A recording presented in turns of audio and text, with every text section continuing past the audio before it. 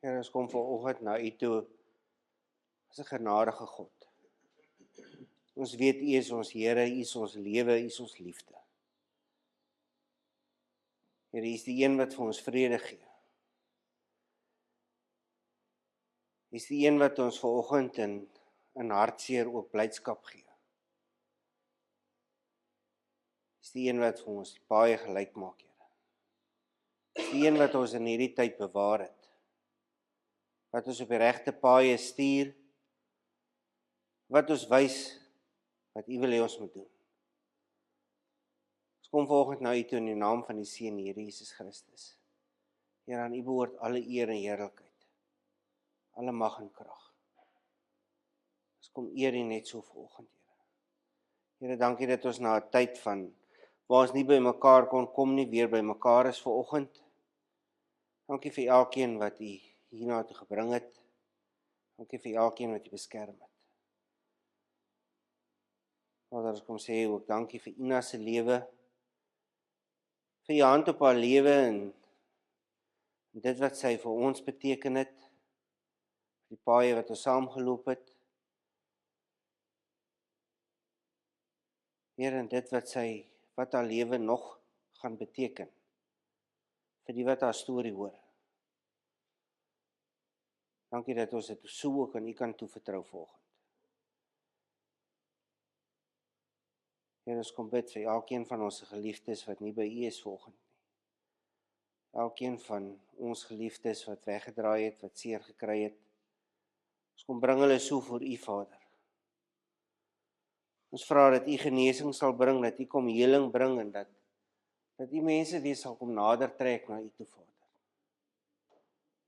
Vader, ons kyk na alles wat in hierdie klein groepie van ons aangaan en ons het buite toe vat, na ons dorp toe, na ons vallei toe. Dan besef ons hoeveel seer en hartseer daar buite moet wees. Hoeveel soeke daar buite moet wees. Vanoggend kom bring ons so elkeen voor U, Vader. Ons vra dat U sal kom ingryp, dat U verandering sal bring, dat U nuwe lewe sal bring. Dat U Heilige Gees oor hierdie vallei sal uitstort, Vader. Vader, ek vra dat U sal kom nuwe lewe gee, nuwe lewe bring, Vader. Ons kom roep so elkeen in wat U wil inroep in die naam van die Here Jesus Christus. En ons vra dat U so sal inkom, dat U so verandering sal kom bring, Vader. Vader, kom dra elkeen van ons vanoggend, ons geliefdes, ons besighede, ons verhoudings, kom dra ek so aan U op vir hierdie jaar. En ek vra so U hand op elkeen, Vader. Ek vra dat U U hand sal uitstrek oor elkeen. Dat U elkeen sal aanraak. Vader, dat U vir ons die geleenthede sal wys waar ons moet ingaan. Dat U ons sal beskerm waar ons nie moet ingaan nie. En dat U ons net so veilig sal hou in U teenwoordigheid. Dankie, Vader, vir die woord wat waarheid is en dat ons vanoggend weer in die woord kan indelf. Vra dat U die woord vir ons sal oopbreek, Vader, sal openbaar. Dat ons in en deur die woord sal leef, Vader. Dankie dat ons vanoggend kan kom en kan kom stil raak by U voete. Heilige Gees, ek vra dat U sal praat en dat U woord aan ons sal openbaar. Ek bid dit so in Jesus naam. Amen.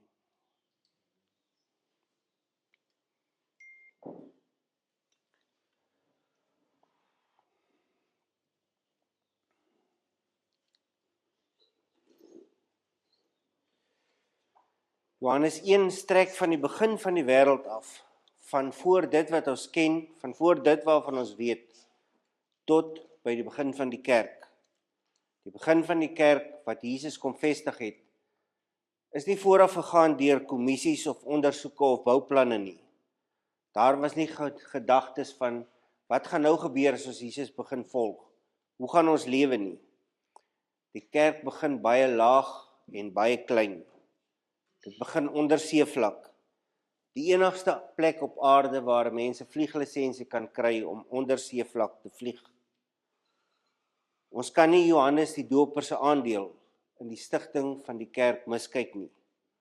Daar was nie beplanning en planne nie, maar Daar was Johannes die Doper wat die paaie kom gelyk maak het. Die een wat die voorbereidingswerk kom doen het.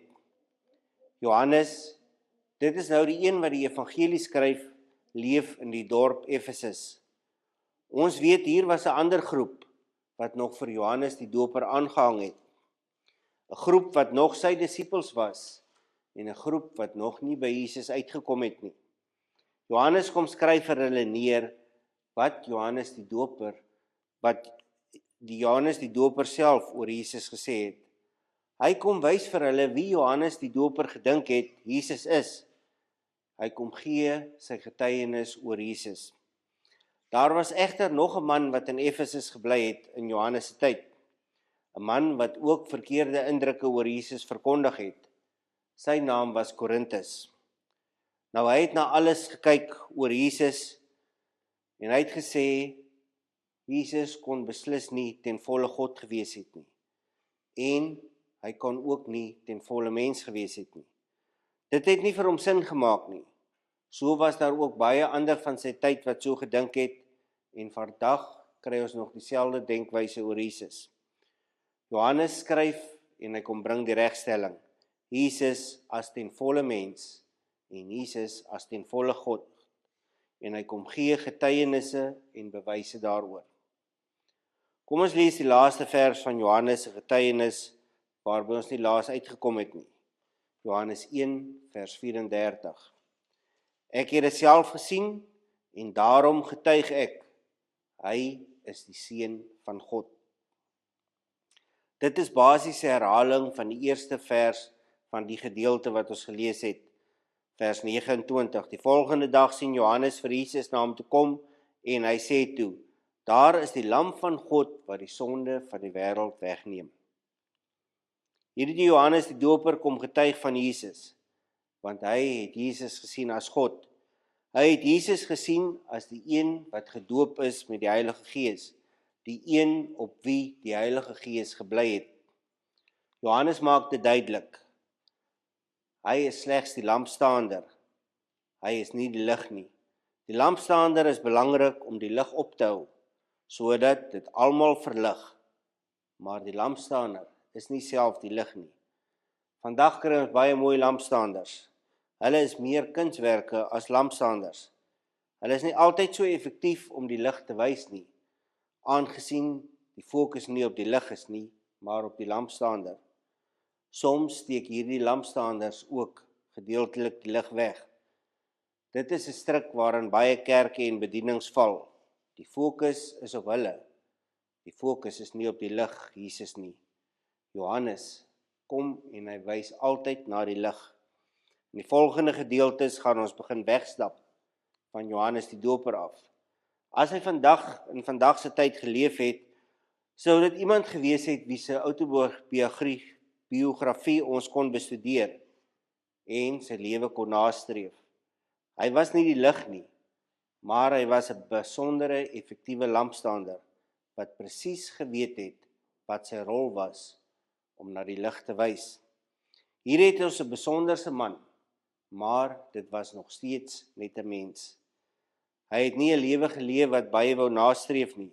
Sprinkane, veldheuning en grove klere van kameelhaar is nie iets waarna baie strewe nie. Hy dring by sy volksgenote aan daarop dat hulle na God toe moet kom asof hulle heidene is, asof hulle eers moet gedoop word voordat hulle tot God kon nader. Hy wys die godsdienstige instellings op hulle verkeerde aksies. Net soos Elia was hy egter 'n mens, net soos ons. Jakobus 5 vers 17. Elia was 'n mens net soos ons. Hy het ernstig gebid dat dit nie moet reën nie, en in die land het dit 3 jaar en 6 maande lank nie gereën nie. Dit behoort ons in hoop te vestig. Net soos Johannes het ons die Heilige Gees. Johannes het egter die gebed wat Jesus later tot sy Vader gebid het verstaan en geleef soos ons dit ook moet verstaan en leef. Johannes 17 vers 15 tot 18. Ek bid nie dat u hulle uit die wêreld moet wegneem nie, maar dat U hulle van die bose moet bewaar. Hulle behoort nie tot die wêreld nie, net soos ek nie tot die wêreld behoort nie. Laat hulle aan U toegewy wees deur die waarheid. U woord is die waarheid. Soos U my na die wêreld gestuur het, het ek hulle ook na die wêreld toe gestuur. Johannes het die waarheid met oortuiging uitbasyn. Ja, dit het tot sy dood gelei, maar God verwag vandag ook dat ons in elke situasie die waarheid sal uitwys. God gee aan elkeen van ons deur die Heilige Gees die geleentheid om besondere mense te wees, net soos Johannes was. Verder het Johannes nooit toegelaat dat sy ware volgelinge die boodskapper en die boodskap verwar nie. Hy was nie die lig nie, die boodskap nie. Hy was net die boodskapper. Dit gaan nie oor die mens wat 'n bediening lei nie. Dit gaan als oor God. Elke woord, elke aksie, elke taak moet na God wys. Johannes is deur God gebruik, maar hy was ook nie onmisbaar nie. Hy het nie sy eie lewe beskerm en gedink dat God nie sonder hom sou kon klaarkom nie. In Johannes het ons een van die mees effektiewe mense wat ander na God gewys het. Tog, deur dit alles, bly Johannes nederig. Nederigheid is nie 'n eienskap wat daartoe lei dat iemand minderwaardig voel of voel hy kan nie iets regkry nie. Nederigheid is om onsself te sien soos God ons sien. Dit is om ons plek in God se plan te verstaan. Johannes die Doper self stel dit so. Johannes 3 vers 30. Hy moet meer word en ek minder. Die volgende gedeelte van vers 35 tot 51 kry ons 5 mense wat begin glo in Jesus. Iets om nou op te let is hoe Johannes die Grieks gebruik vir wat ons vandag het as glo. In die ander vertalings, in die ander evangelies kry ons die woord geloof teenoor Johannes wat die woord glo gebruik. Glo, soos Johannes dit gebruik het, is 'n werkwoord. Dis 'n woord vol aksie. Dis 'n woord wat werk vereis. Kom ons lees verse 35 tot 51 van Johannes 1. Die volgende dag het Johannes weer daar gestaan, met 2 van sy volgelinge by hom. Toe Jesus verbyloop, het Johannes stip na hom gekyk en gesê, daar is die lam van God. Die 2 het hom dit hoor sê, en hulle het Jesus gevolg. Toe Jesus omkyk en sien dat hulle hom volg, vra hy vir hulle, wat soek julle? En hulle het hom geantwoord, Rabbi, dit beteken leermeester, waar gaan u tuis? Hy sê toe vir hulle, kom saam, dan sal julle sien. Hulle het toe gegaan en gesien waar hy tuis gaan. Dit was omtrent 4:00 die middag, en hulle het die res van die dag by hom gebly. Andreas, die broer van Simon Petrus, was een van die 2 wat dit van Johannes gehoor en Jesus gevolg het. Daarna het hy eers sy broer Simon gaan soek en vir hom gesê, ons het die Messias gekry. Messias beteken Christus. Hy het hom na Jesus toe gebring. Jesus het stip na hom gekyk en gesê, jy is Simon, seun van Johannes. Jy sal Sefas genoem word. Sefas beteken dieselfde as Petrus. Die volgende dag het Jesus besluit om na Galilea toe te gaan. Hy kry toe vir Filippus en sê vir hom, volg my. Filippus was van Betsaida afkomstig, van dieselfde dorp as Andreas en Petrus. Filippus kry toe vir Nathanael en sê vir hom, ons het hom gekry van wie Moses in die wet geskrywe het en van wie die profete ook geskrywe het. Dit is Jesus van Nasaret, die seun van Josef.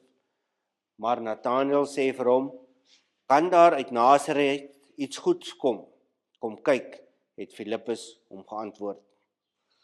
Toe Jesus vir Nathanael na hom toe sien aankom, sê hy vir hom, hier is 'n ware Israeliet, 'n man in wie daar geen bedrog is nie.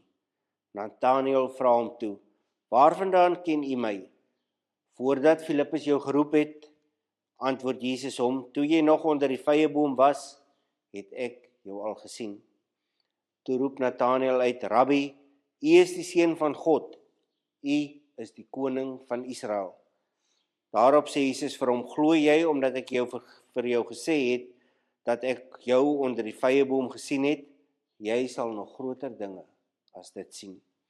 Verder sê Jesus vir hom, dit verseker ek julle, julle sal die hemel oop sien, en julle sal die engele van God sien op en afklim, na die seun van die mens toe. Dit is 'n redelike lang stuk, maar dit is om konteks te kry oor die laaste gedeelte. Die eerste gedeelte speel af in die suide van Israel, en vanaf vers 43 tot 51 beweeg hulle na die noorde van Israel. Hierdie is die begin van die kerk van Jesus. Nou ons kan sê dat Jesus die kerk begin het, maar dit is Johannes wat na Jesus gewys het en sy volgelinge gestuur het om vir Jesus te volg. Dit is die beginfase van Jesus se bediening. Jesus se groep disippels begin nou vorm.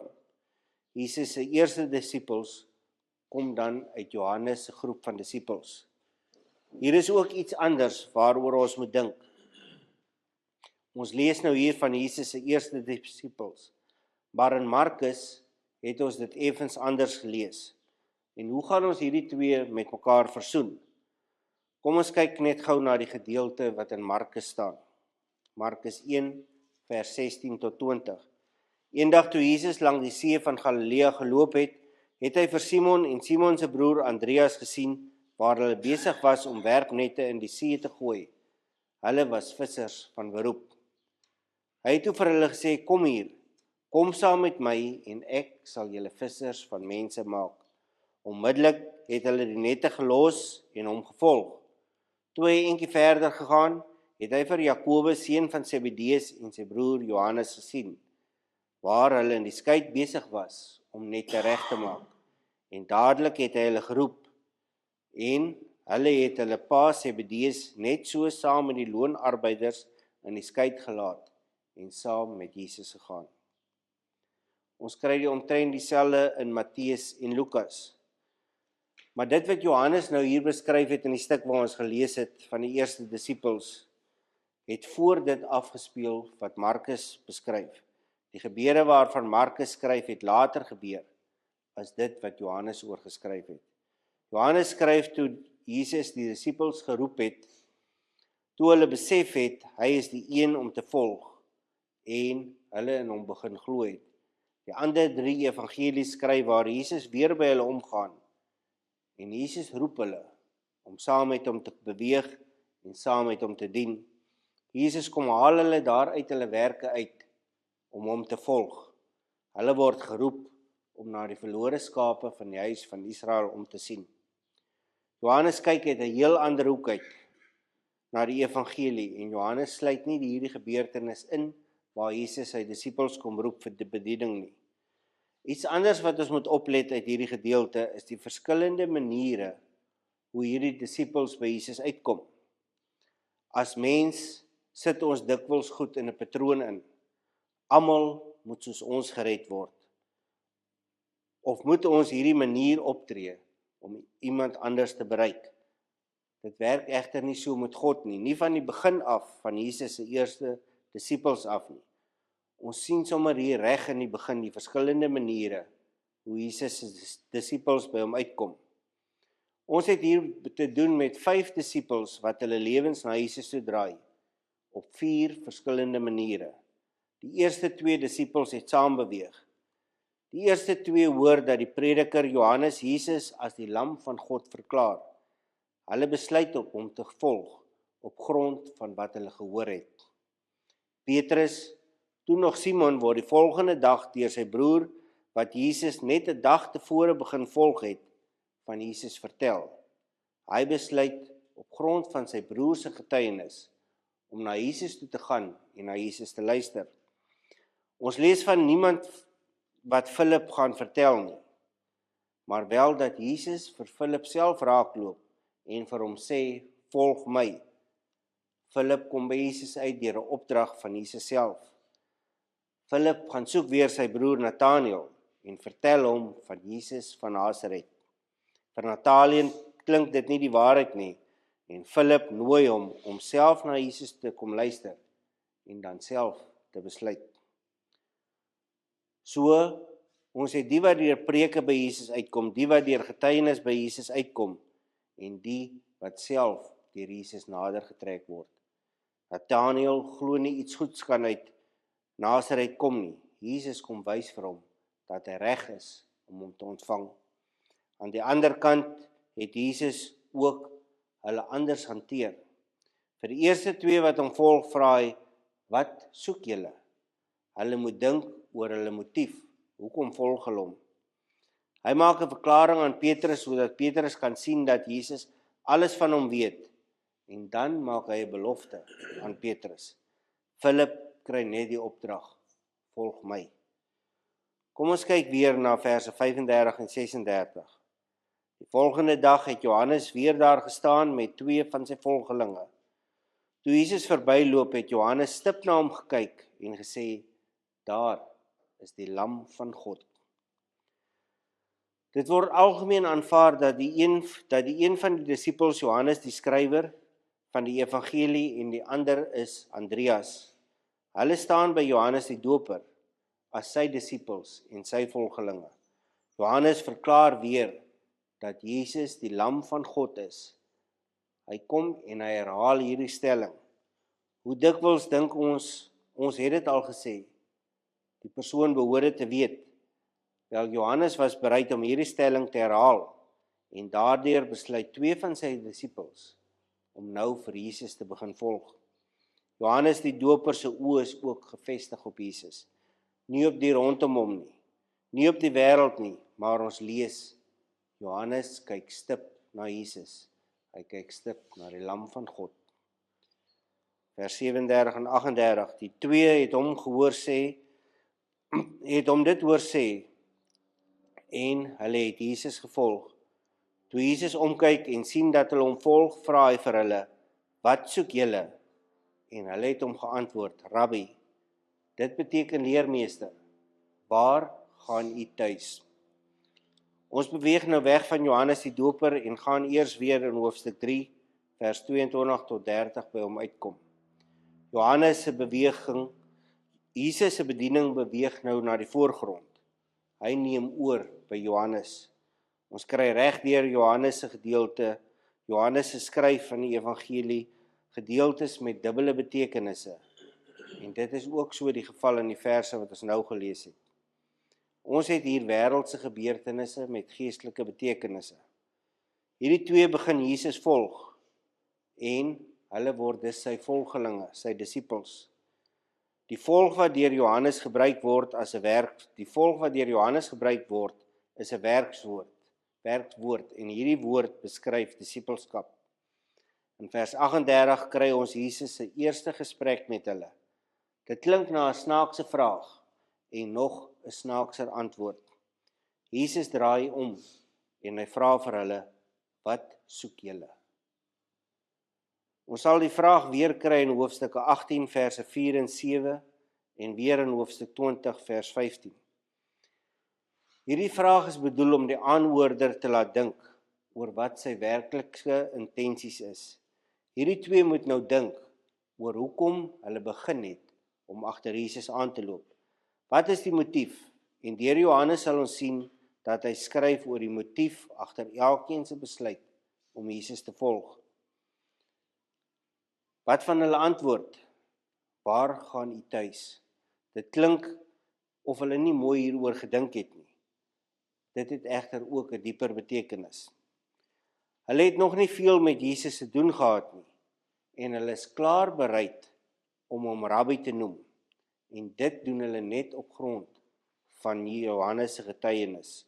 So hulle hoor Johannes praat en hulle is bereid om hom Rabbi te noem wat leermeester is. Op ons aardse vlak wil dit voorkom of hulle net belangstel oor waar hy tuis gaan. Die woord wat Johannes gebruik is meno. Johannes gebruik dit deur die evangelie om die behoefte om te bly of in Engels to dwell or remain uit te beeld. Hulle spreek dus die behoefte uit om hom te volg, om by hom te bly, dis om sy disippels te wees. So reg aan die begin sê hulle vir hom, ons wil u disippels wees. Dit is tot waar ons kom vandag. Jesus as die lam van God, begin dit als, maar Johannes is die een wat na Jesus gewys het. Dis sy prediking wat veroorsaak dat die eerste 2 disippels Jesus begin volg. Dit is die getuienis van die een wat Petrus by die groep laat aansluit. Andreas het nog nie geweet van Jesus nie. Hulle was nog nie op 'n dag by Jesus nie, en hy besluit, hy moet vir sy broer gaan vertel van Jesus. Die prediker wys na die lam van God, die wat dit hoor begin, Jesus volg en gaan getuig oor die lam van God. Wanneer het dit vir ons so moeilik begin maak? Wanneer het ons besluit, ons is nie opgewasse om te getuig, om ander van Jesus te vertel nie? Wanneer het ons besluit dat dit iemand anders se werk is, om die evangelie te verkondig? Wanneer het die fokus na onsself gedraai, na ons eie probleme, na ons eie goed, en weg van God afgedraai? Andreas moes die sy van Jesus, die een wat hy nou net ontdek het, verlaat, en vir Petrus gaan soek, om vir Petrus na Jesus toe te bring. Ons leef in 'n tyd wat dit nodig is om mense na die lam van God toe te bring. Wat is ons plan om dit vir jaar te doen? Hoe gaan ons dit benader? Andreas het gehoor en hy het gaan vertel. Ons het al gehoor en gehoor en gehoor. Gaan uit vandag en vertel van die lam van God wat gekom het om die sondes van die wêreld weg te neem. Dit het tyd geword dat vir ons as Christene ontbul te raak. Mag God elkeen van ons se woorde en dade seën. Amen.